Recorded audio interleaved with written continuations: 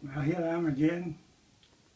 One more try to persuade you people of Scotland who don't want to say yes to listen to a few words of reason. Something I forgot to tell you yesterday. Number one, something has been omitted out of Salmon's build-up speech, but he should have had it in there. In the Niagara, 1968, they got their independence. They fought for it against the French. They are still using the franc to this day. So it's nonsense them talking about the pound. Number two, they're talking about losing the power of England. We, as we go alone a nation, will now speak, as it were, to the world, and the world we can envelop. For example, China's on. China, one of the vast countries in the world that's getting more powerful and richer than America. We could start using the resources, and they're wonderful people, great to deal with. They're actually, as you well know, Europe is using, I should say not using, but you could call them using, they're using the resources of China and selling all the stuff here, and it's excellent quality. But let's leave that aside. The last time I spoke to you, I tried to tell you that if you vote yes, you must look back to look forward. Look at the history of England, not only in Scotland, but all over the world.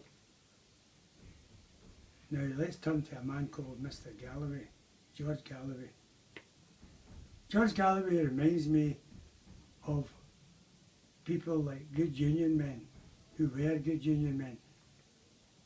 And all yous that's in the union all over this country, in fact all over the world, will know that certain union men start to keep in and do what their employer said so they can make more for themselves.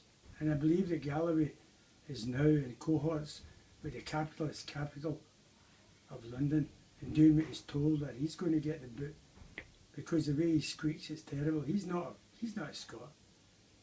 He was, but now he's an export. He's finished.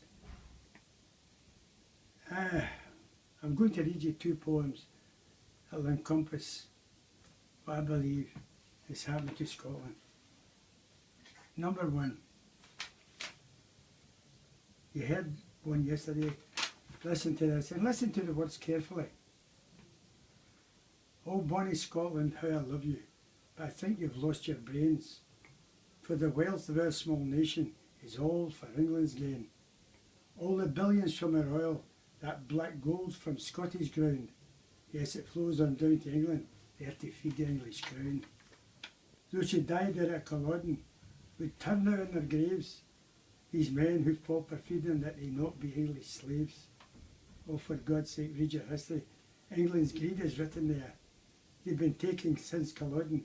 How you feel, they just don't care. Out in Iraq, Britain battles, fighting wars that's not their own. Here at home, no work for people, half the country on the dole. British part in war in Iraq. Without our wealth, they'd not be there. Billions lost to fight that nation. That's because you Scots don't care. In the eyes of English people, Scotland is a backward race, a laughing stock to every nation. Too long now just England's slaves. Up and down our country ravished, steel mills, mines, shipbuilding yards. When the pumps run out of oil, that's when Scotland's freedom starts. Be like Norway with their oil, do not give one pint away. This is the lifeblood of our nation. Go tell England they must pay. The SNP, their quest is freedom. Give them your vote, hold your head high. It's not too late, the oil's still flowing. Do it now, for these wells run dry. Now that's the first one. Now she's going to pause a moment to get the other one out the back. Hold on.